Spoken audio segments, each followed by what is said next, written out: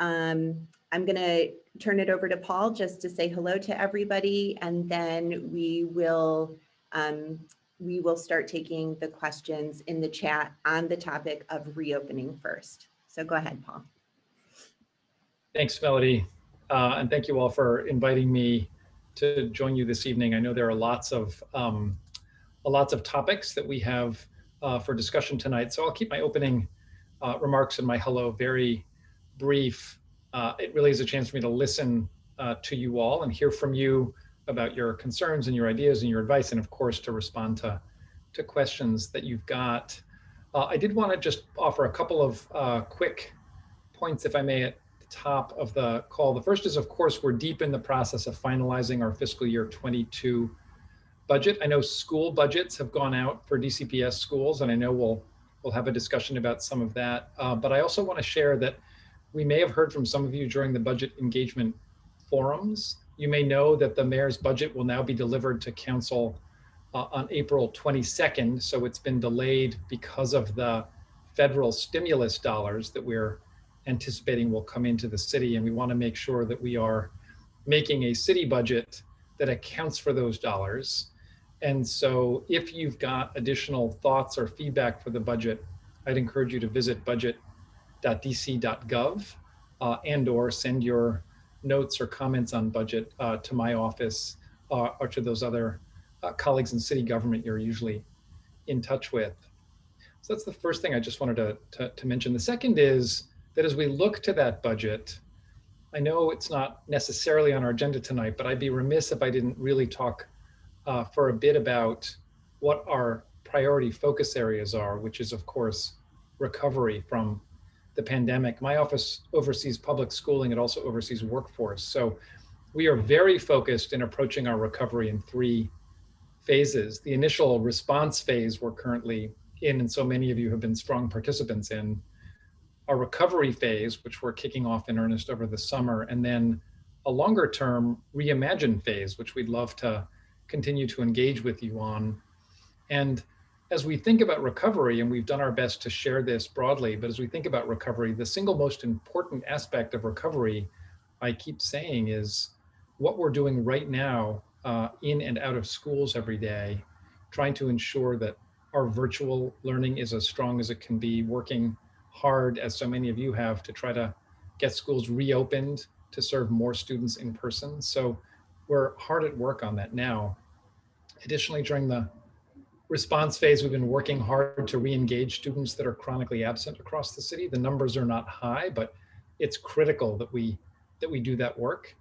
We're working to make sure students are safe and connected to caring adults in their school buildings. We have heard a lot from educators about their experiences, and in some respects, how much more we're asking of them. So we continue to find ways to support teachers, not just in helping them adapt and improve their craft in these new environments, but also just on their own well-being and health and mental health. We are continuing to partner with families, as so many of you have taken larger roles in your students' learning. And of course, we put a strong emphasis on returning to school buildings this year, but also with a strong focus on the fall, which again, I imagine we'll talk a bit about. Very, very briefly on our recovery phase then that we kickstart over the summer. Again, we're focusing squarely on re-engagement and engaging with young people that have been disconnected or are disconnecting from schools. And we are ensuring we've got really strong mental health supports available across every public school in the city in partnership with the Department of Behavioral Health and LEAs, because we know how important it will be to attend to students' needs and to attend to the whole child through SEL programming, but also things like recreation and all of the social activities that so many students have been missing. You'll have heard from DCPS and the Chancellor about their extended learning time, which we're focused on. And I am extremely happy about a number of the innovative partnerships that we're standing up this summer, where we'll have DPR summer camps that are traditional, but we'll also have DPR summer camps that we're calling boost camps that will incorporate academic learning alongside the recreation.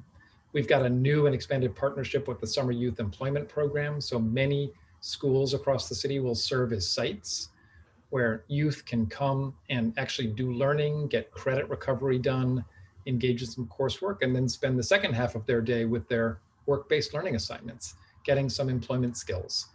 So we're extremely excited about that. Our out of school time programming has been expanded. DC Public Libraries are stepping up to provide additional supports for residents in the areas of academic enrichment and reading.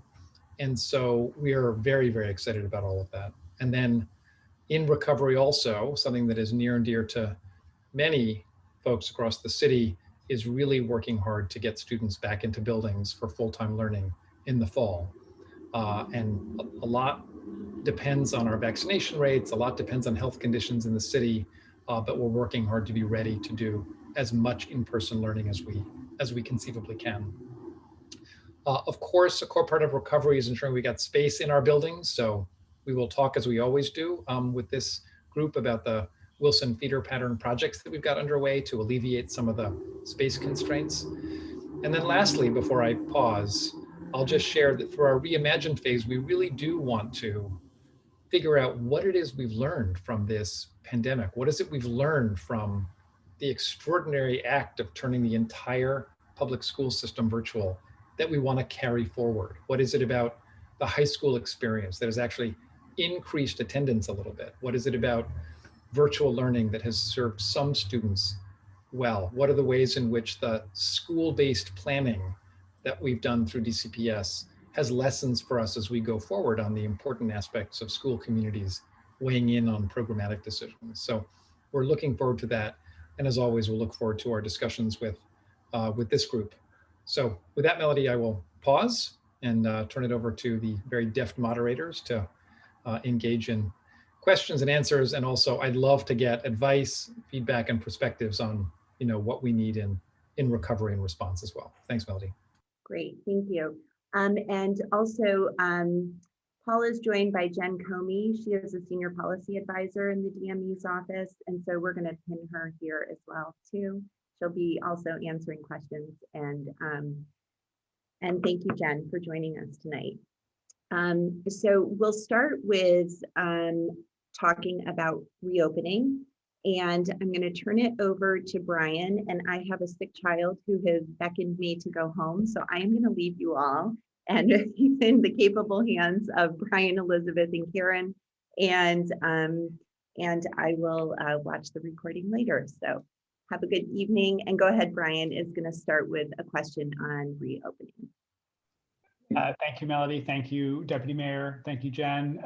So you're now getting the B string moderator. But so what we'll be doing, just for those who joined a little bit later, missed Melody's introduction, is because of the normally in a W3 EdNet meeting, we're in a room and we just have people ask their own questions. Given we have over 100 people registered tonight and they're still coming in, what we're going to do is Liz and Karen are going to tag team asking questions either that people have submitted to us in advance or that you put in the chat. And so we'd ask for you to put your questions in the chat. We'll try and do our best to collect those questions and get every question asked. If not asked, of course, we'll be happy to turn the questions over to the Deputy Mayor so that he has a record of what's on folks' mind, and hopefully could give some of those answer some of those questions later. I'm going to start off with a question that was submitted to us, and it's as we've seen reports that a number of private schools have requested and received exemptions from DC health guidelines. Can you, Deputy Mayor, let us know about your support for DCPS applying for similar exemptions to allow DCPS to better able to accommodate students in an in-person environment under similar guidelines to what some of these private schools are having? And related to that, what support can the city provide to DCPS to make the best use of such a waiver? Yeah, thanks, Brian. And thanks to all the questioners. It's actually a really important topic that I'm glad to be able to, frankly, set the record straight on. I know all of this seemed to kickstart with a private school sending out a note to their community saying that they had, in discussions with DC Health, been told they were somehow exempted from DC Health guidelines. So I immediately got in touch with Dr. Nesbitt and talked to the DC Health team. No such thing occurred. And in fact, there is no such thing as a waiver. Nobody has been exempted from anything. And DC Health has been very clear throughout the pandemic that its guidelines for the city are simply guidelines, and anyone who thwarts them is putting the city and their own school communities at risk. So the independent schools that now, at least I know of one, and there may be others that you know of, has decided to increase the cohorting in their school building are doing so against the best judgment of our city health officials, are doing so without any kind of waiver or exemption, but they are doing so with a full understanding that they are not required by law to follow DC Health's guidelines, if that makes sense. And so we who oversee DCPS, we who oversee the public charter sector, choose to follow the guidance of our health professionals. I have received, Brian, a ton of advocacy from parents, some of whom are in the Wilson feeder pattern, who don't agree with the DC Health guidance. I understand that. However, as a public official and someone who oversees the public schools, I choose to support the guidance I'm getting from our public health experts. Now, coming to the first part of your question, which is what's my support for, changing guidance? I think as soon as health conditions will allow us to do so, I am strongly supportive of increased cohort sizes and ensuring that more cohorts can mix together as we need to run really effective high schools. And decreasing the social distance from 6 feet to 3 feet to allow more kids in schools. I mean, these are the kinds of things we're hearing from families, and I fully support those at a moment that DC Health says that we're able to do so. And lastly, I'll say on this point, we get a lot of advocacy from around the city and from many sectors on reopening different parts of the city. And what we see in the recent community spread numbers across the city is what I would describe as a couple of the key ones are the term that I heard used today from DC Health is are wobbly, meaning they're sort of going up and going down and going up and going down. So I do believe there is now a widespread belief in the city, at least among some folks, that we're somehow improving to the degree that we can just reopen. And that's simply not the case based on the evidence that I have seen. Thank you, Deputy Mayor. Can I ask just a follow-up sort of for some of these schools that are choosing not to follow the best advice of our health officials, as you put it, what are the implications for them? These are purely, as you say, guidelines. There's no implications from the city for them doing so. Yes, at this point, they are able to do so with no consequence other than stern phone calls and reprimands and a request from me to stop false advertising that they've gotten some kind of waiver from DC Health, which is not the case. Okay, well, thank you for clarifying that. So I'm going to turn it now to Karen Perkins to ask the next question. So there are a few people who have already posted in the chat a request for you to describe what specific planning is happening to increase the number of students in the schools, both in term 4 and certainly for next year. And, we're in Ward 3 with overcrowded schools, so that might include, outdoor programming or whatever it is, creating more space. So I think people are really interested in hearing some specificity here to the extent that you're able. Yeah, thanks, Karen. I think it's a really important question. I would share that the approach that DCPS has taken, which I support and worked with them on, was a school by school approach. And as you know, the reopening core established at each school developed their own school plans within a set of guidelines that they that the DCPS provided that shared the kinds of students who should receive priority supports and then some of the different models that could be used, including simulcast and others for reopening. And so as we look to term 4, DCPS and the Chancellor have made it very clear that they are interested in not disrupting the connections between teachers and students insofar as they don't want to do a big, I'll call it shuffling of new classes and new configurations in the schools, but they are asking the school communities to continue to look for ways that they can serve more students. This has been a direct request to school communities. In addition to that, they are making available funds for the schools if they've got good projects for things like taking advantage of outdoor space. My own understanding of outdoor space, just as I think an important note, is that typically in school communities, the constraint to including more students in in-person learning is not the number of rooms.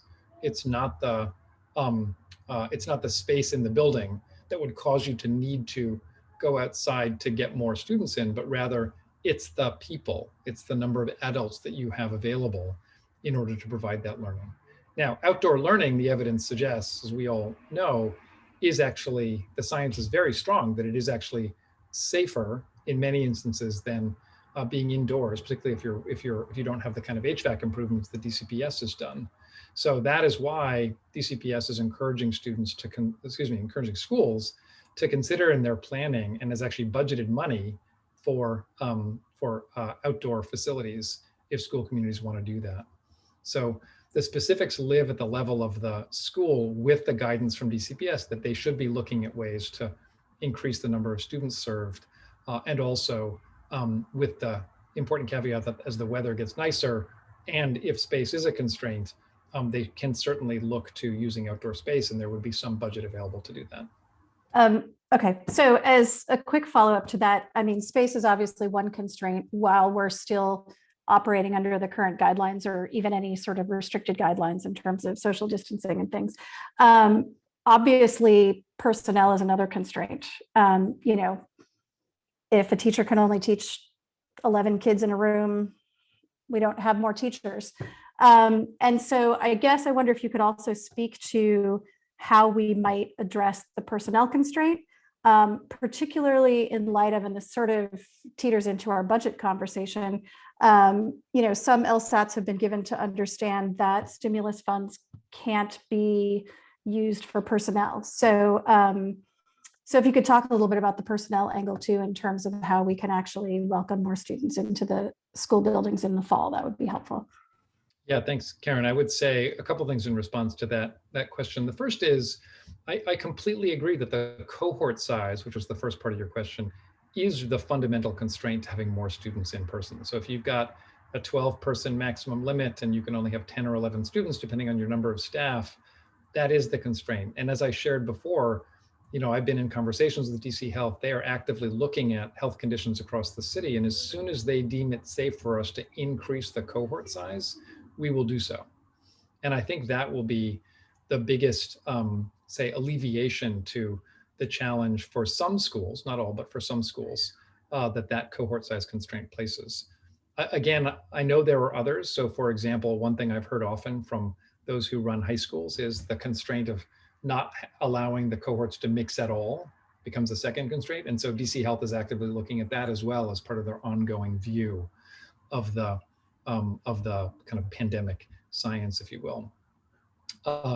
So I think that's important. In terms of the federal relief funds and its use for people, the reason that you're hearing from some LSATs that it is that it's, let's just say, they shouldn't be used for staff is that then creates a funding cliff, meaning this is not money that we're going to have in perpetuity. It's one-time funding with a specific purpose for use to help us recover as a city and as a school system. And so in that sense, DCPS central office's guidance to schools is consider using it for stipends, consider using it for partners, consider using it for contract staff and so on. But the idea that you can't use it for a quote unquote FTE, which is what I'm hearing, makes perfect sense, because if you actually went through the process of hiring a full-time person, it simply means you have to fire that person after a certain period of time when your money runs out, 6 months or 8 months or what have you. And so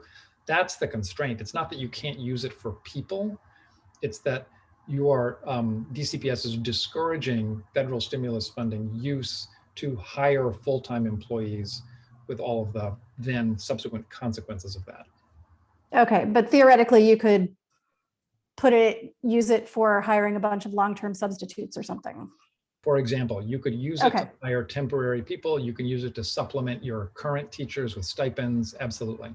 Okay, that's a helpful clarification. Deputy Mayor, actually, can I push back a little bit on that? And so the notion of these stimulus funds, right, is, we've had this incredible global pandemic shock that has created a large budget hole. And what these stimulus funds are doing is filling that hole, or helping to fill that hole. So to essentially smooth the budget across years. And so the notion that one shouldn't use funds that are sort of filling a budget hole to smooth budgets across years strikes me as misguided, because the whole point is that you expect revenues to sort of pick up in the future. And so you shouldn't essentially cut budgets now, lay staff off now, when obviously you have to make a forecast, and the CFO does, of how much revenues you think really will recover. But smoothing over things over time is exactly what the stimulus funds are for. Yeah, a couple of responses. Firstly, they're intended to supplement and not supplant stuff that you're currently doing. Secondly, it's not the case in DCPS right now in our public school system through this past fiscal year and projected into next year that we're experiencing a budget gap that has been experienced in other places. So this past year, as you know, we increased the UPSFF by 3%. DCPS received its overall budget. It didn't meet its projections. So in theory, it was educating, in some senses, fewer kids than it was projected to educate. This coming year, school budgets in general received allocations that were commensurate, and we'll talk about this if we get into the school budget question, but that were commensurate with years past based on enrollment. And if their enrollment is projected to go up, then their budget goes up a little bit. If it's projected to go down, it goes down a little bit.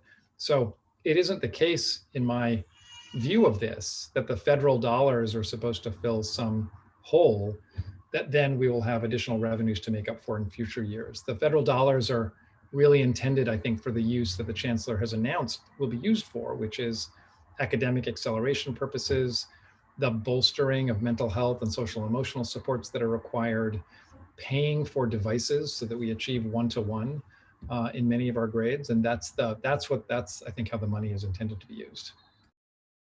Great. We'll come back to this when we talk to the budget. I don't want to belabor the point. So I'm going to turn to Liz now to ask the next question. Liz Mitchell. So we had a petition to get teachers vaccinated. We understand that that's now become so that it's going to happen, that the mayor is going to open up and allow teachers and staff who are not in person to be vaccinated. The question we have from a lot of people, and what we've been hearing from our principals, is that a huge impediment to coming back in term 4 in a stronger way is that those teachers are still not prioritized. Do you know if there are going to be plans like before where we're going to rush teachers in? Is there a plan to get teachers immunized in time to start term 4?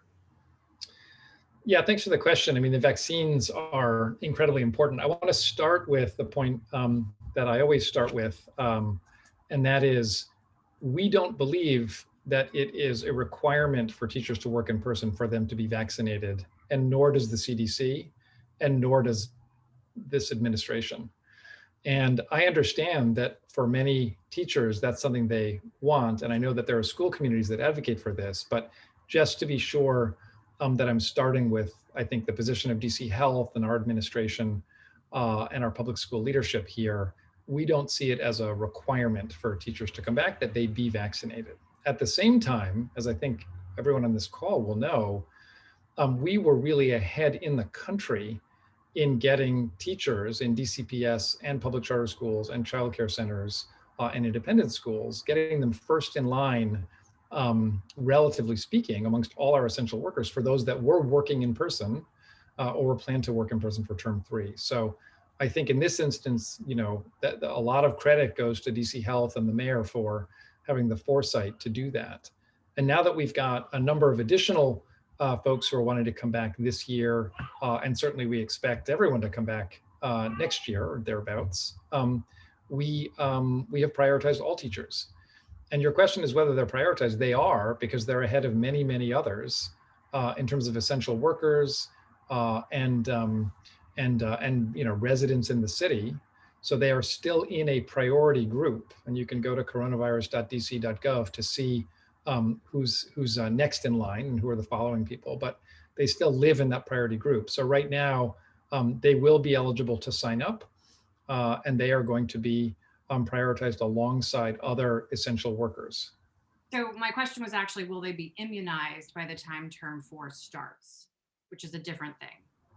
I think the answer to that question is some will and some won't, given the way that we are working with the relatively small scale of the supply of vaccines that we're getting in compared to the demand that we have, including for our residents who are 65 and older, now all folks across the city who have underlying conditions, our health workers who are still in the process of getting vaccinated, certainly our frontline staff, and of course our educators. Right, but now they're in a general pool with people who have pre-existing health conditions, which is that's approximately, it's over 10% of the city. It's like a 1/7 of their city, right?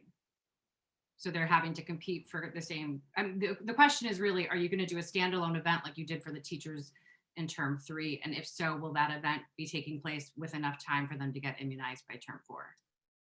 At this point, we don't have any plans to do a standalone event for term 4. And again, you may have a different perspective on whether teachers working in schools or who might be coming back, for term 4 deserve to get a vaccine before somebody with an underlying health condition or an older resident. At this point, DC Health is saying we have a limited supply of vaccine coming in. There's a number of competing demands on that. And so we have a pool, and we're trying to address that pool to just make sure that we are fairly and equitably distributing the vaccine. Great, thank you. So I'm going to ask another question that was sent in, and then I'm going to go back to Karen and to Liz Mitchell. So a number of districts or states have set up separate virtual schools that students who elect to stay fully enrolled virtually can enroll in. This is a situation where relatively few students electing virtual school can take a lot of the burden off every individual school. Now, it sounded like from the Chancellor's town hall recently that DCPS is pondering such a setup. What are your thoughts on this, and how soon would school leaders know about such? I mean, for a number of folks who are on LSATs, having timely information on this will really help with planning. Yeah, thanks, Brian. I think it's such an important question. I'm glad for the questioner to have asked it. Yes, this is one thing that we're considering within DCPS, but of course we also have the other half of the public education system, which is our charter sector. And of course, there are existing fully virtual programs in the charter sector. So for example, Friendship Public Charter Schools has a fully virtual program, for elementary school as well as for high school. And so of course, they're considering what they might do. There are single site charter schools that are wondering how they might manage in a hybrid environment. And so they're considering their own options around this. And certainly for DCPS, I would say one of the benefits of scale in this instance is the ability to do that kind of planning to provide supports for schools within your own LEAs. So it's an active consideration. Your question about when a decision might be made, I don't have an answer for that question yet, given the number of things that are being talked about and considered, including the health conditions that you're describing for next year. So we're engaged in ongoing good discussions about this. I think there's a lot that's appealing about an idea like that. We've also heard from school communities. In fact, we heard last summer, as we considered doing it for the fall, about a number of the complexities and difficulties and the potential to degrade relationships that young people have with their assigned schools, and the desire to stick with teachers and staff that and some of the sort of unintended effects of doing anything different from that. At the same time, as your questioner is pointing out, there are some high school students that actually did very well with virtual and might want to sustain it. So it's important that we are able to be responsive to that. Great. Thank you very much. Karen, you want to ask the next question? Sure. So before I ask the next question, I just do want to share that, the chat is sort of blowing up with a lot of comments about how very important it is to prioritize teachers' vaccinations, even if they're in the general pool, just to the importance of getting them vaccinated so that they are more willing to return to classrooms happily and accelerate the return for our students. So please take that message away, that you should do what you can to advocate for having our teachers prioritized to be fully vaccinated. So let me just acknowledge that and say that I have heard that loud and clear, and I appreciate the perspective. So thank you. Okay. So there have been a couple of questions, and I realize that you cannot speak on behalf of Dr. Nesbitt and the Department of Health, but to the extent, I assume you've had many conversations with them. We've got several questions about what your sense of the specific metrics are that will need to be met in order for the Department of Health to update the guidelines to increase cohort sizes and perhaps cohort mixing. Yeah, thanks. It's a good question, and one that we do talk about a lot. We talk about it a lot as a city. And one thing that I think we've been fairly clear about, and that the mayor has been fairly clear about all along, is there's not a single metric or threshold that would cause us to, trigger into some new stage of reopening or not. And that's because the pandemic and the health conditions across the city are quite volatile, and we look at a number of different metrics simultaneously, and that leads the Department of Health to make recommendations that we think are in the best interest of the city. That said, the ones that we typically look at for decisions about reopening or when we might make shifts and adjustments are really related to the community spread metrics. Of course, the capacity of the health system itself is critical. So if you are unable to sustain a certain number of sick people, then that would cause you to do something different. But at the forefront of our minds are always the community health spread, and those include like the R naught number, which is the number of new infections per existing number, and those include a number of others that are on the dashboard. So it's the community spread metrics that we care about. Okay, Great. Thank you. Turn back to Liz Mitchell to ask the next question. We're still on reopening, so this is more about the fall. A lot of families are really trying to figure out how we're going to come back in the fall, and the lack of a concrete plan, including really strange tweets from the chancellor that led a lot of people to get very scared about what the fall is going to look like. Can you let us know when we can expect a plan? I understand it's an evolving situation, but parents feel like they really don't have a foundation right now. There are a lot of people that are applying to private schools. There are a lot of people in private schools who are planning on coming back to DCPS. It's definitely going to have implications for the next portion of our conversation about budgets. A lot of people on this call have been asking to be held harmless for our enrollment numbers because we are expecting the people to come back. But if you could talk a little bit about when we can expect firm fall reopening plans and what those are going to look like. Yeah, thanks for the question. I mean, it relates to the conversation we're just having about health metrics and health conditions across the city, because it's very hard for us, as we've seen throughout the course of this pandemic, to make firm plans without being able to predict what the health conditions are going to be in the city. And I think back to last summer when we were all ready to announce our hybrid reopening for September, and the health conditions in the city were such that we were not able to do that. And you may recall the press conference that we came to where we shared what the plan was going to be if we were able to open. And then of course the conditions worsened. And so we weren't. And that's just an example of how difficult it is to do that kind of planning. So we are hard at work. I can assure you, working with DC Health, DCPS, and charter sector LEA leaders to try to get to a place where we have some certainty about what the conditions might be that would allow us to make firmer plans. I can also share with you that I think the chancellor's tweet was widely misunderstood, and I think my read of it after talking to him was he was trying to reassure families that were not certain they would be ready to send their children back, that it was likely there was going to be a virtual offering.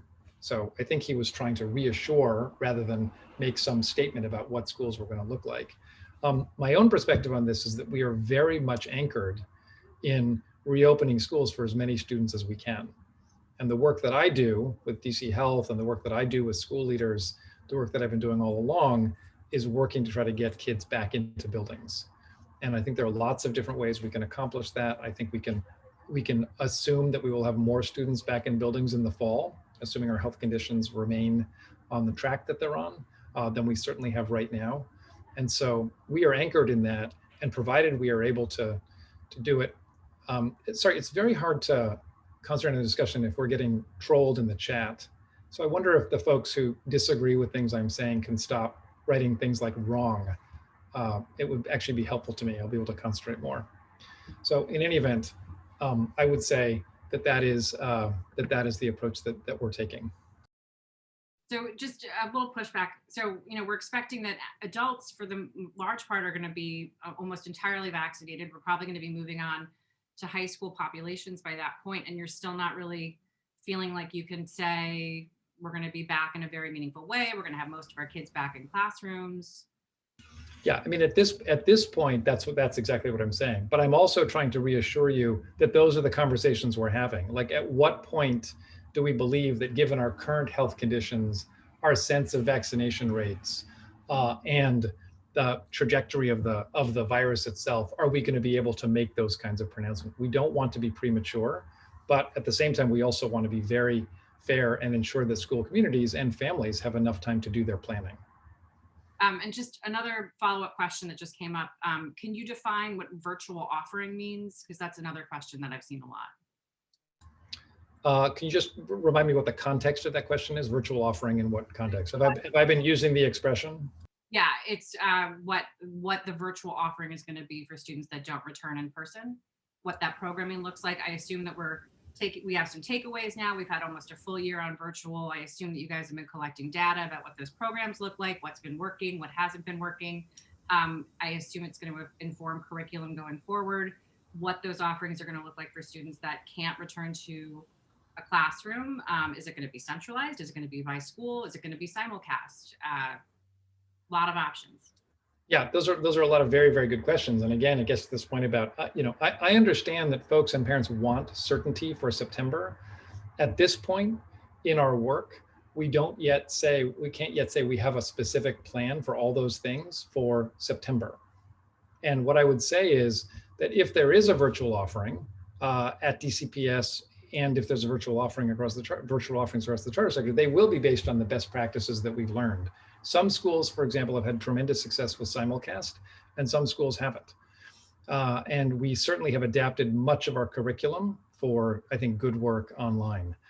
We have a number of very, very, very high quality teachers who've done an excellent job in converting their pedagogy to this virtual environment. So the virtual offering, when it is stood up, and if it's stood up in the specific forms, school by school or centrally, will take account of all of those learnings.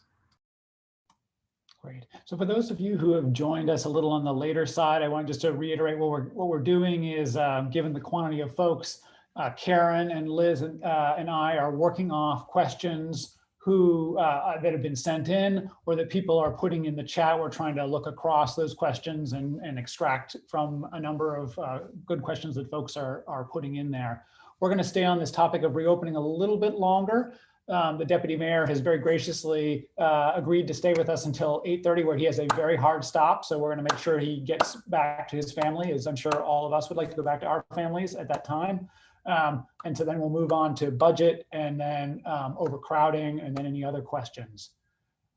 Next question I'm going to ask is, teacher and staff turnover were an issue for DCPS and a number of LEAs across the city, even before the pandemic. Obviously, the pandemic has been hard on lots of folks. It's been hard on our teachers and staff, and it would be surprising at all the teaching turnover, in fact, it goes up. In fact, we've seen a number of press reports to that effect for across the country. How are you thinking about retention of our teachers and staff? Thanks, Brian. This has been on our minds a lot. I'm in conversations with a lot of school leaders who put this front and center, and it's being tackled in various ways that I think are extremely productive and hopeful across the city. First and foremost, a lot of schools and school leaders are talking about how they know their teachers need a break over the summer. So as we're talking about our accelerator academies, we're talking about our high dosage tutoring, we're talking about the number of really innovative partnerships that we've got with DPR and so on. School leaders are very conscious of not trying to burden their own staff with necessarily having to staff those additional and supplemental experiences. Of course, teachers are best suited to do that kind of work, and teachers who know their students are best suited. So those that want to will be able to. But I think there's a real consciousness that we've got to make sure that we're not overburdening our teachers now with the idea that they somehow alone are responsible for the recovery effort. So that's the first thing. I think secondly, schools are finding really good and innovative ways to provide some respite over the course of the term. So they've got mental health days and wellness days that they're providing to their teams.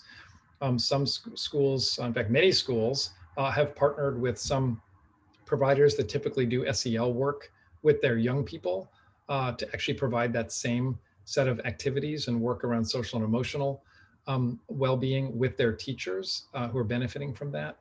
And so there are a number of ways in which we're working to do it. I would say also as part of our recovery planning, when we look to the summer and we look to the fall, we're talking to teachers about what it is they think they might need and benefit from in terms of this kind of mental wellness. Is it more of a break? Is it more connectivity? Do they want to be able to engage in some supplemental training that will help support them? So all of that is on the docket, and we are looking at ways to set aside some of the federal money to ensure that we're supporting our teachers. Great, thank you very much. So I'm going to switch it up. Sorry, I'm like, it's the part of this I'm sure you're doing as well. I'm like trying to manage folks, various things, the chat, and folks texting me at the same time. So I'm going to go to Liz instead of Karen, who's got her next question teed up. So this is from the chat. I want to blend it though. So what will student, parent, teacher engagement look like on the district level to have a more cohesive plan, not too many differing plans based on the school? And I just want to layer this with the fact that we're having a lot of trouble in Ward 3 because, and across the city, different returning to classroom plans look very different. The guidelines, as you say, are very broad and being interpreted very differently. And I think that's leading to a lot of instability across not just our ward, but across the city. And it's not giving people a very cohesive idea of what the fall will look like and what they can expect. So can you talk a little bit about what we can expect going forward as far as engagement goes? I hear a lot of listening, but I'm not really sure that we're hearing reporting back about what people are saying. Yeah, thanks for the question. And I would actually really like to hear, if not hear at another time, the general sense of how the incoherence is actually not helping school communities, because this is something that we are we're looking into very closely about how to do the summer planning and how to think about the fall. A little bit, as I'm the head of the PTA at Janney, and so we're getting a lot of angry parents coming back to us saying, X school over here is doing this. Why aren't we doing that? They have this many students back. Why don't we have that many? There's a lot of anger and animosity that's happening within our communities that didn't previously exist. And I would say that a lot of that has to do with the lack of clear communication to our principals and also to our families about what's going on. And the rumor mill is crazy. Like, it's amazing what one school has. You know, they're all outdoors. They've got tents. And I have to say there are a lot of PTO presidents on here. We've gotten together on our own to actually compare facts to make sure that we have what's actually going on straight. But that's our free time, which we have none of. So does that explain where the issue is happening? Yeah, although, I mean, what I would share is it doesn't sound like any individual plan is worse than any other. It's just, it sounds like it's a question that there's some desire for some similarity so that folks feel like It's more that some schools seem to be taking more liberties than other schools, and it's creating some pressure on other schools to maybe do things they're not as comfortable with. Does that make sense? Yeah, I think I'd want to know what the specific examples were, because I think that gets to the heart of my observation, which is, on the one hand, we've gotten a lot of really positive feedback from school communities that they have been able to sort of take advantage of this moment to craft their own program and to basically make it fit the desires of their school community, their families and their teachers and their administrators. I think that I mean, I hear what you're saying, that there is actually possibly some downside to that, and that there may be some desire for greater guardrails, or it sounds like something that would be helpful is much more sharing about specifics in a centralized way, so that as these plans are developing, everyone can understand what they look like across the community. So I think all those are very good ideas. So going into the fall, is there going to be a more structured communication model to make sure that families, teachers, principals, we're all kind of on the same page as far as what our plans are going to be, what's working, what's not? Well, that's the thing I'd like to just, I guess, hear more about, in the sense that, are you suggesting that the guardrails be stricter? That there be more limitations placed on what school communities can do? No, or is there something else? I think my impression from having all these different conversations is that how strict certain guidelines were and how malleable they were was not made clear. So there was a little bit of a, like, when term 3 happened, it was like everybody kind of pulled their curtains back and had a different plan. And so when you're peeking around the curtain to see what another school is doing, oh, they're ignoring that guideline. Okay, we didn't know that we could just totally ignore that one guideline. Okay, and that other school is doing it. And within the chat, there's also, Deborah has actually cited a bunch of stuff from private schools saying that they don't even have to. So if you just want to go back and look at that at some point, that would be helpful. But I just think if it felt like when we returned that we weren't necessarily all dealing with the same rules. So I think some clarity around what is absolutely required, what is a suggestion, would have been really helpful for term 3. And now we're staring down the barrel of term 4 with absolutely no guidance, which is a really scary place. And for parents like me, I feel like term 4 might be blown. So I'm looking at the fall, trying to figure out where you guys are as far as all these guidelines, and I don't know where that is. Yeah, that's helpful. That's helpful feedback. What you're suggesting, what I'm hearing from you, is that there were guidelines put out, some of which DCPS did not insist upon, and some of which they did. And so you're looking for clarity about what's the non-negotiable versus what's the suggestion. Yes, and will that communication be clearer going forward? Because it doesn't feel like that was clear coming to schools. Understood. Yeah, that's helpful feedback. Thank you. So is there a plan to make that sure that that's clearer going forward? This is the first I'm hearing about this, so I'm happy to take on board the feedback and bring it to DCPS and work on it. It's very, I mean, the communication to families on this has got to be as clear as we can make it. So that's why I'm saying that's helpful feedback. Well, and another note I would add is the direct communication to families and finding out, principals and teachers finding out the plan at the same time as families has also been really disruptive. So just, that's a note from me to you.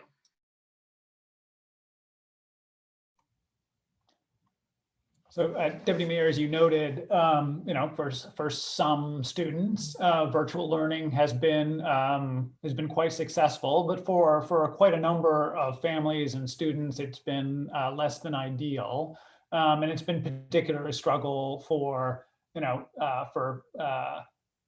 certain families, either with special needs or who have just been getting to school in general has been more of a challenge. Sort of how do you view DCPS addressing some of the gaps in learning that have accumulated over the past year in ways that are flexible for families to sort of deal with? And some families too are quite stressed and probably will need a break over the summer. But we also, don't want the big gaps that have been created over this time to persist. Yeah, thanks, Brian, and thanks to whoever asked that question. We've been working on what recovery might look like for any academic learning loss for months, and we learned some valuable lessons last summer, which included we stood up tutoring through the Summer Youth Employment Program. We stood up learning hubs at libraries and Parks and Rec, and what we learned is that a lot of times families don't want their students to just have to go and engage in some standalone academic offering as a way of trying to recover, even if the student has fallen a little bit behind. And in part, that's because I think of some of the experiences young people have been having in our schools. So what we've tried to do, and the kind of theory that I've been operating under, is we want to try to provide as much support in all different parts of the city in new and non-traditional ways, so that families have a set of options for where they can go to receive those kinds of additional support. So in the first instance, that will clearly be through summer programming stood up through LEAs. And I've been excited to see what DCPS has in store centrally in terms of the spaces that will be available for pre-K students and the springboard work that they are expanding, the credit recovery work that will be expanded, all that's offered centrally, in addition to the money that's going to schools, where schools themselves will develop programs for their own students who are in need of summer work. So I think that's all extremely heartening. And then in addition, as I mentioned in my opening remarks, we've got work underway with DPR to put some academic supports in summer camps. So kids go and have fun and enjoy their recreation and enjoy their socializing and can do a little bit of learning if their families also want that. And as I said, summer youth employment will be open, have a number of openings for folks, young people that want to go to school and do their placements in schools. So there are lots of different examples of ways in which we'll do that. One thing we have made very clear, and I've made clear to DCPS and colleagues across the charter sector, is that we have got to make sure we're prioritizing students who really need this work the most. And DCPS has a plan to ensure that it's doing that. The chancellor spoke about that when he talked about the budget, and there will be different offerings for students that are identified as needing the most supports through the infrastructure that they've got, and the similar is true across the charter sector as well. Great, thank you. Oh, I was about to go to Karen, but I'm going to instead change it to the budget. And so let me start off with a budget question and give Karen and Liz a little bit of time to collect some questions on the budget. So if folks have questions they want to, if they put them in, I'll say this, if folks have put in questions on the budget way up in the chat, it would be helpful for folks to throw them in the chat again, just to help Karen and Liz out as they go through them.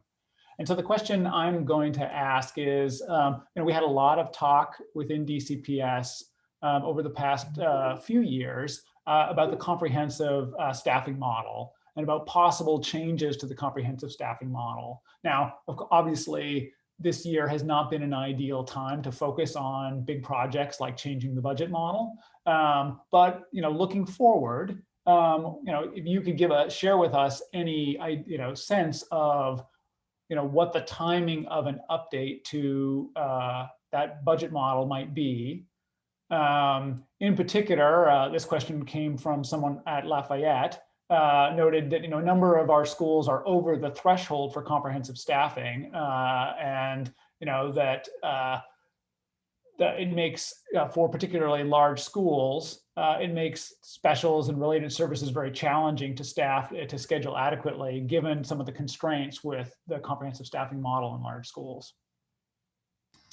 Yeah, thanks, Brian, and thanks to the folks that are asking about that. So, it's very, very clear, the chancellor's been very clear that he is on a path to redeveloping the funding formula within DCPS and how money is allocated to schools. And it is true that we were on a path to look at different models this year to sort of share those and get feedback on them and so on. And we were delayed by the global pandemic, the local health emergency. I would anticipate that all of that will be picked up again for next year. So I anticipate that with the chancellor and the DCPS team, we'll be in a position to share with the DCPS community what the alternatives could be for feedback over the course of the next school year, providing we're back in some reasonable shape. And provided that there's not some other kind of challenge that consumes all of our energy as we get open for recovery. So we don't have a specific timeline on that yet, but it is a commitment of mine. It's a commitment of the chancellor's, and it's something we are very eager to get back to. Thank you. So I'm going to turn to Karen for the next budget question. So I want to push back a little bit on a comment that you made earlier about the budget. I mean, I realize that that many schools saw a nominal increase in their budget allocations this year, but I would say that under a normal year, school budgets are not even status quo. I mean, you know that every year the cost of employees and services and everything else goes up. And so the purchasing power for the individual schools is actually declining year over year. And we're seeing that again this year for most of our schools. And so I would say that in a normal year, that's tough. And in a year when we're, going into next year, when we are trying to recover and reimagine and help our kids catch up academically and become whole again emotionally, running in place financially isn't really all that acceptable. So with the delay in the mayor delivering her budget, and as she is taking into account stimulus funding, do you see that there is any possibility that, in fact, DCPS will ultimately receive a greater allocation than we're seeing through the initial, school allocations right now? So I think that I think this year in terms of the local budget is going to run like prior years. And what I mean by that is we have allocated dollars to schools. Obviously, schools get the first inkling of anything related to the local budget. And they've been given their allocations. The chancellor has a couple of sources where there are some additional funds available for the kinds of waivers and applications that DCPS typically receives. And additionally, this year, DCPS got $80 million of the so-called ESSER 2 funding, almost all of which is flowing through to schools, that schools will have access to developing spend plans for, that should support the kind of academic and social, emotional, and mental health support work that we've been talking about. So I think if we take all of that into account, my hope is that schools will not experience undue hardship over the course of this budget cycle, and that they'll have what they need for students to be successful. And as of right now, those are the sources of funding that are available to school communities. Liz, the next question. So this is also staff related. So I'm really pleased to hear that we're getting so much federal money for all of these different programs. We are in a very difficult time right now. We know that teachers are burned out. We know that children are traumatized, and not just by what's happening with COVID, but we haven't even seen evictions that are going to be coming down the line. So we know that when our students finally do get a chance to return to classrooms, they're going to be very different. What I'm really scared about with this budget, and what I've seen reflected in other questions, is that we're not seeing, instead of telling us that you're staffing up, that you're going to be staffing for those problems, that you're going to be giving us actual mental health staff to stay on board for not the next year, but the next 5 years, maybe even the next decade, to coach these kids through these moments that are going to be coming back. We're seeing schools across the district being asked to cut staff, which is a very strange response to the pandemic. So my question to you is, you've already told us that federal funds are discouraged from being used for staff. Does this mean that DCPS is going to be giving us funds, reversing their course, not telling us to get rid of the staff that you've already asked us to get rid of, but instead encouraging us to take on more staff to really fully address this, make sure that we are actually fully meeting this moment and meeting our children where they need to be met? I guess I would say in response to that, again, that I could not agree with you more that the mental health needs of students and staff should be at the forefront of all of our thinking and planning. We are working through the mayor's budget, which you'll see delivered on April 22nd, to find ways to bolster mental health supports and provisions using the federal dollars and using local dollars. So you all know lots of the mental health supports for the city comes from the Department of Behavioral Health and their clinicians and their community-based partnerships. And that's a really solid program. We're looking to see if there are ways that we can expand that program. We're also looking to see ways in which we can expend, as I mentioned, federal dollars to provide additional capacity and support at the school levels. We're also looking to see if there might be some central supports that we can strengthen. Some of our crisis response teams that we typically have running in the city, just to make sure we've got the capacity to work with and address the needs that you're describing. So I do think that you will see in the mayor's budget, when it's delivered, a commitment to the kinds of mental health supports that you're describing.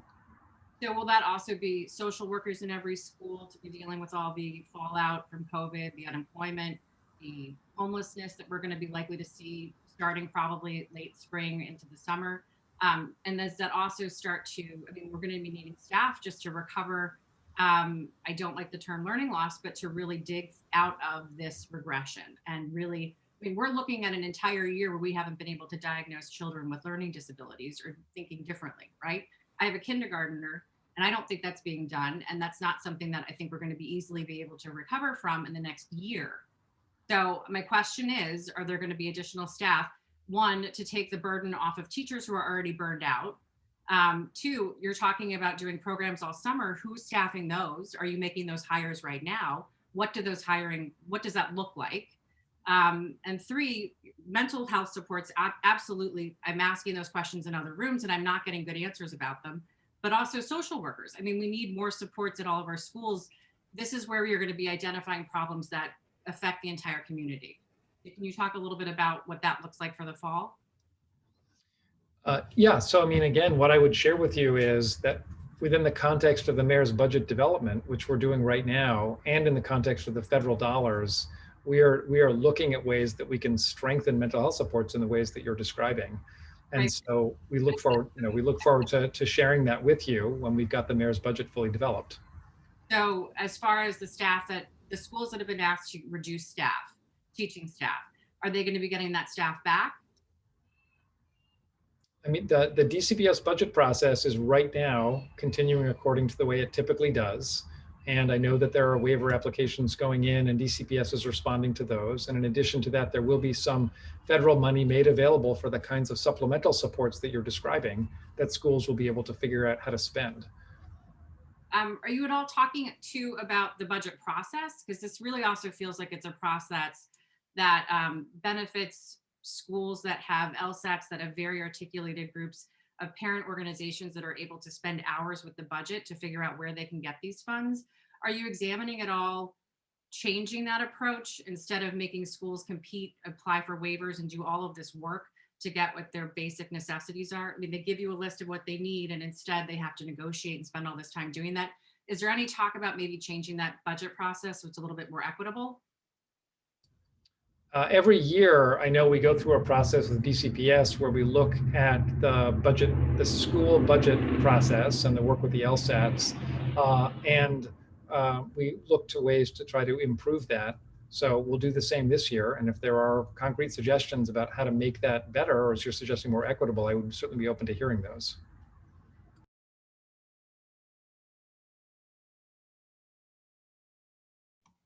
Great. We have one question from our State Board of Education representative, Ruth Wattenberg, about the dyslexia bill, right? So we know in the past our system for screening and intervening with students with reading disability has been an issue. And she's wondering, do you intend to fully fund the dyslexia bill that the council has passed? What would be a useful starting point to addressing this? Yeah, I'd like to thank Ruth for the question. Once again, this is something that we're looking at and considering within the context of the mayor's overall budget process. So I can't yet speak to what is actually going to end up in the mayor's budget. And I think it's a good question. I've personally been receiving a lot of advocacy on it. We know the importance of the kinds of screening that is included in that bill. We also disagreed with some of the process that was there because it really did feel like it was too focused on a one-size-fits-all approach. So, I think that there's a conversation to be had about the bill itself, and we'll look forward to sharing more when we have the budget developed.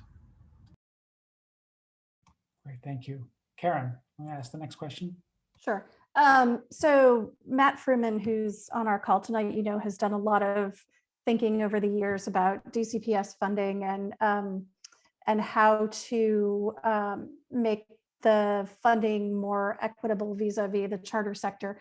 And so one of the questions that he has, I believe he shared with you ahead of time, but I will ask it from the chat, is the city builds in a figure over the sum of projected enrollment at the individual schools to the DCPS LEA projected enrollment figure for budget purposes. The idea is to account for mid-year mobility and should be put to the sectors on equal footing. In a number of recent years, that figure was on the order of 1,200. Last year, it was under 500. As you know, I think it should be more like 1,800. Do you know what that figure is this year? For what it's worth, I think the sum of the school projected enrollments is 51,493. What is the DCPS LEA projected enrollment figure in the FY22 budget? Thanks, Karen, and thanks, Matt. I think Matt knows we always announce that when we release the actual mayor's budget. So I won't be breaking with that tradition this year. What I will share for folks, on in this conversation who may not be aware is that we do always budget for DCPS by trying to get to an accurate projection of the number of students that we'll see, and then we add 1 to 2% on top of that to account for the fact that DCPS, as the neighborhood system of by right schools, typically does see higher enrollment in March, let's say, than we see in October. And so we do that every year. My office actually does that. Jen, who's on the call with me here, actually leads that work. And we typically do that with a fair degree of accuracy. In the charter sector, we do a very similar process where we try to accurately project the schools. And charter schools, then, unlike DCPS over the course of the year, are right-sized. So we always make adjustments to charter school UPSFF payments based on the actual students that they have in October. And so that's the distinction. And what Matt is talking about is he's trying to ensure that we are going to accurately account for the increase that we would anticipate in DCPS schools over the course of the year, which I think we do fairly every year. We have a good track record of accuracy. And I think that the final point I'll make on that is that this is typically due to, we've done this analysis through OSSE, that increase is typically due to kids moving in from out of state. And so many of them end up attending their neighborhood schools. And that's why we do it that way. So I would say, Matt, I think you'll see this year that we have done our best to provide an accurate increase as we do every year. Great. I'm gonna give people a heads up that I'm gonna turn to Liz for the next budget question, but then in the interest of time, I'm gonna switch to overcrowding. So those folks who want to put overcrowding questions in the chat, even if you put them up above, it'd be helpful to get them in again so we can sort of look through them and try and ask those questions. And so with that proviso, I'm going to turn to Liz for another budget question.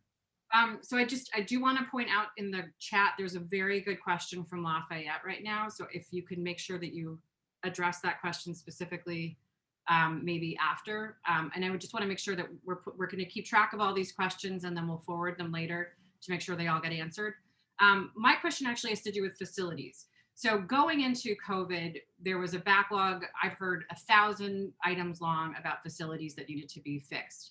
Ongoing mold issues, all sorts of different things. Coming back to our classrooms, my understanding is that there's been a lot of trepidation in other parts of the city, some here. Ward 3 schools, for the most part, have been renovated pretty recently in the past decade or so.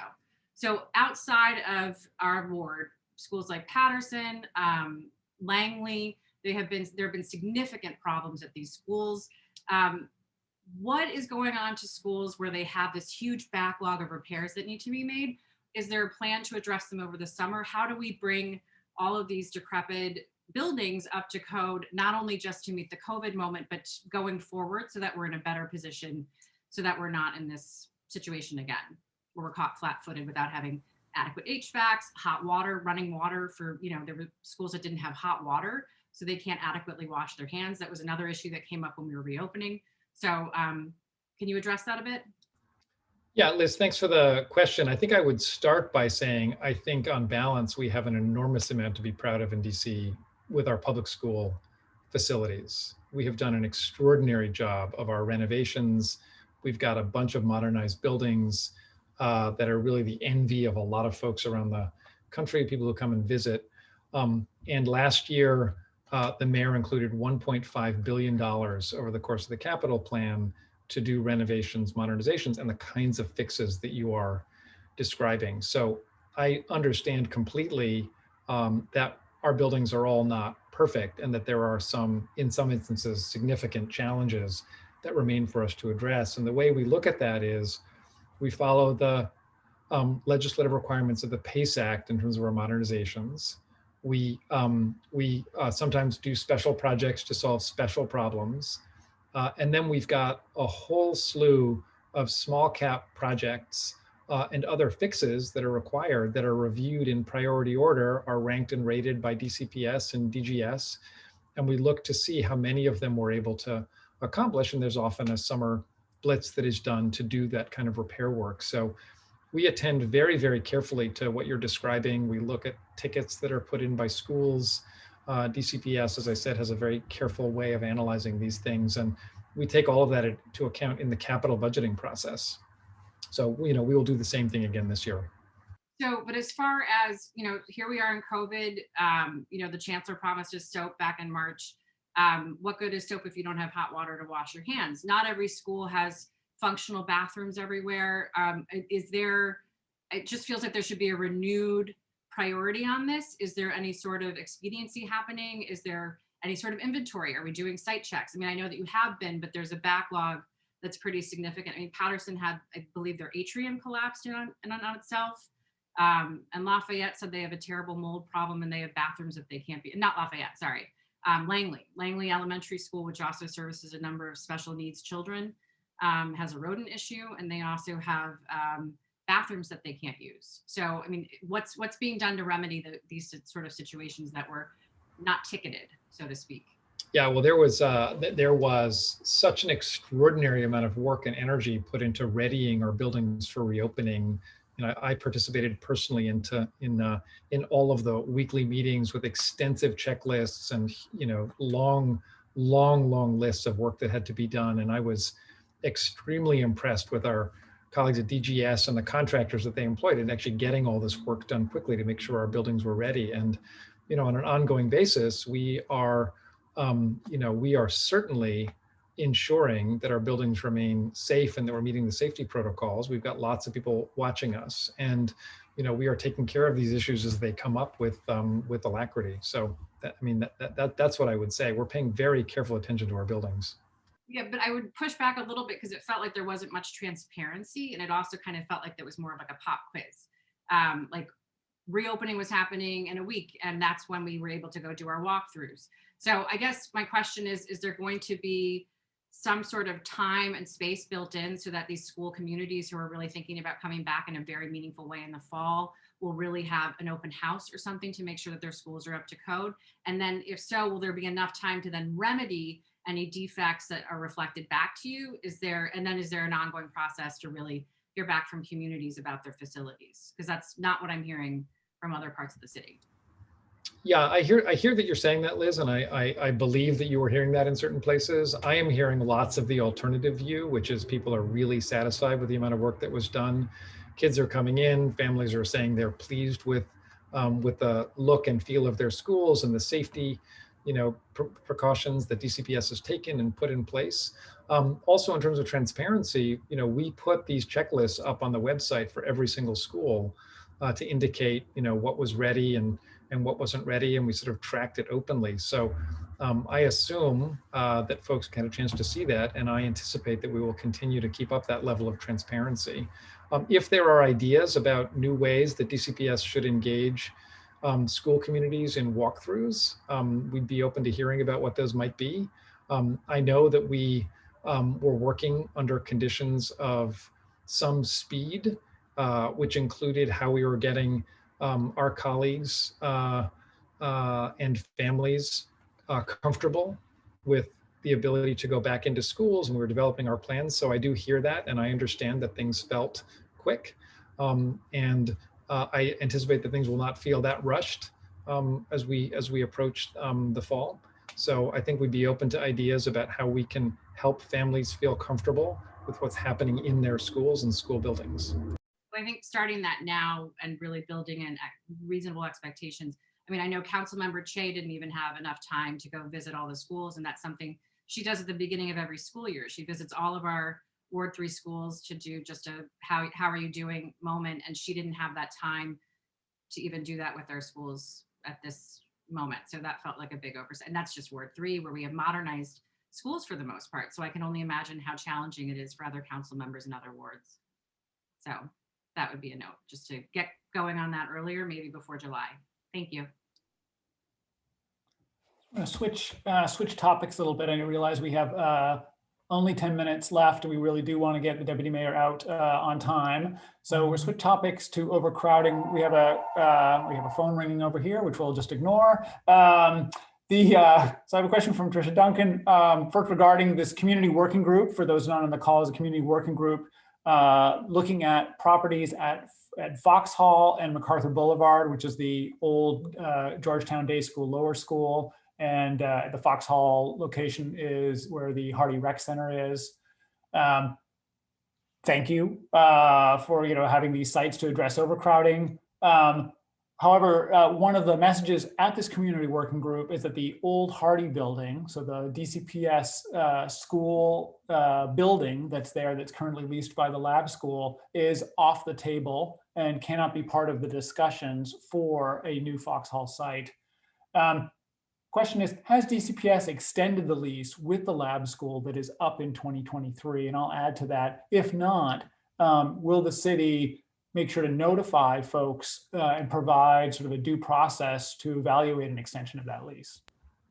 So I believe the answer to your question is yes. I think DGS has extended that lease to 2038 for the lab school.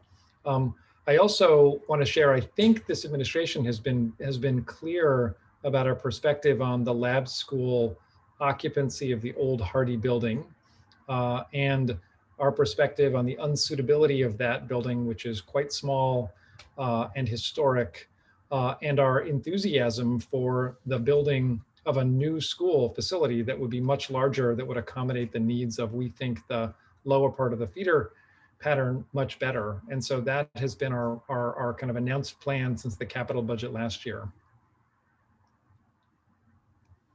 Thank you. But I'll be happy to follow up and confirm, Brian, with you on the status of the lease, if that's helpful. That would be helpful. I guess I would just note that the old Hardy building is in fact, almost identical to many of the original old buildings that exist for a number of the schools in the Wilson feeder pattern for elementary school. So I don't know if it's using that building and building onto it would not be, and I think, any different than what we're seeing at a Hearst or a Key or Merch or all right. I'm not sure if we have any other overcrowding questions in the chat. Or Karen, you have one? Yes. Yeah, I just wanted to follow up on this question with the old Hardy site. So as we are working through this community working group process, at this point, we're just, DCPS is engaging us in sort of thinking through different ideas. And if in fact it's going to come to pass that a new school will be built right next to the old Hardy school and sort of squished in that site, will the mayor's office be placing any constraints on what that new school building can be used for? That is, will we be limited to conceiving of it as an elementary school? Is the mayor's office willing to have a middle school on that site? I think it's a good question. I mean, my understanding about the way to alleviate the overcrowding in the elementary schools would suggest that that would be the best location to do that in a number of different configurations. I think if you've got an idea about the way in which to alleviate the overcrowding means there needs to be a middle school there, then I think that working group is the place to bring that up. Okay, but it's not like there are things that are off the table in terms of how that building could be used from the standpoint of the mayor's office, as far as you're aware. Not as far as I'm aware. I mean, basically, we are attempting to work with the community to resolve the overcrowding in the Wilson feeder pattern. when we did the analysis in my office with Jen, who can talk more about this, it seemed as though the biggest constraint in the lower part of the feeder pattern was, was the elementary schools. And so to us, it seemed like that is the most commonsensical way to address the overcrowding in the elementary schools in the lower part of the feeder pattern. If we've got that wrong, if there's another better use of that, then we'd be open to discussing that. And I think that's what that community working group is supposed to, Right. is supposed to do. So Yeah, well, I mean, I think the issue is, so if it goes hand in hand with the purchase of the Georgetown Day School Lower School campus on MacArthur Boulevard, those two sites are 0.2 miles away from, they're literally around the block from one another. So, I think the working group is just trying to understand if we have the latitude to conceive of either of those sites as a primary versus secondary site. That's all, given that they're almost interchangeable location wise. yeah, that makes perfect sense. All right, I'm going to come back since a number of people have asked about, and I guess there are a number of ANC members on tonight in the Lafayette area, and I guess you received a letter today about Lafayette and pre-K. I'm going to try not to read the entire question that's here, but essentially DCPS preemptively cut Lafayette's pre-K program by half, assuming that they would not have space. But in past weeks, the principal had confirmed that they would have space to accommodate 4 sections of pre-K next year. And the principal made a request to DCPS to reinstate those, as well as the ANCs. Given the mayor's budget now will not be out till April 22nd, what can we do essentially to reinstate the 40 additional pre-K slots for pre-K for Lafayette? Yeah, thanks, Brian. I did receive the letter, which I read this afternoon, and I am personally now just looking into this, so I'm not going to have a good answer for the commissioners on the call, but I will anticipate getting back to them very shortly. I've been involved with some of the commissioners in the school community just on the general challenge of the projected overcrowding at Lafayette in the pre-K program and the potential use of the school on Military Road that will now be a citywide early childhood school. We understood from the Lafayette community that that was not an option in general that they were interested in for,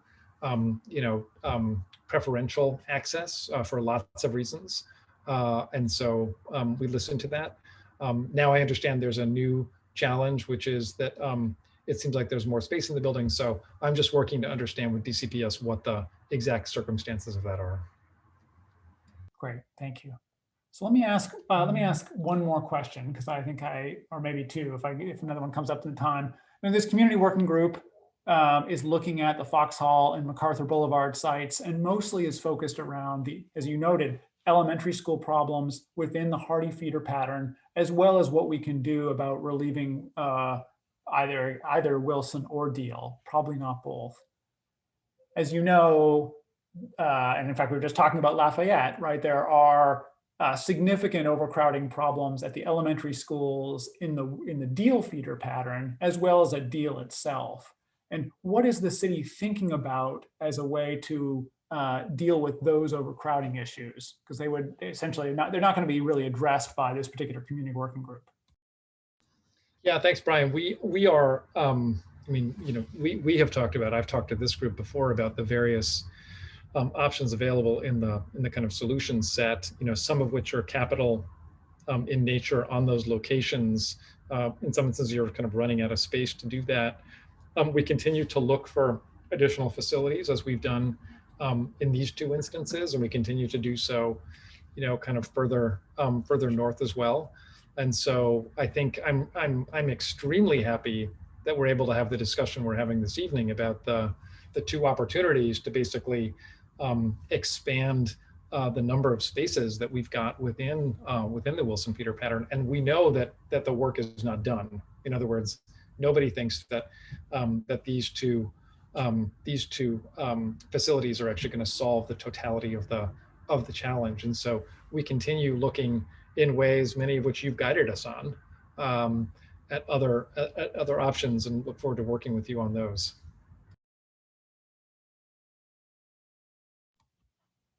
Thank you. I really appreciate it. So it is 8:28, and as promised, we want to get you back to your family by 8:30. Thank you so much, Deputy Mayor and Jen, who's been assisting. Really appreciate everyone who's come out and asked all their questions. I know we couldn't get to everyone. It's just part of sadly part of all the interest in these questions. We'll try and make sure to pass along the chat, the questions, and everything else was in it. But thank you so much, and good night to all. Thank you, Brian. Thanks very much.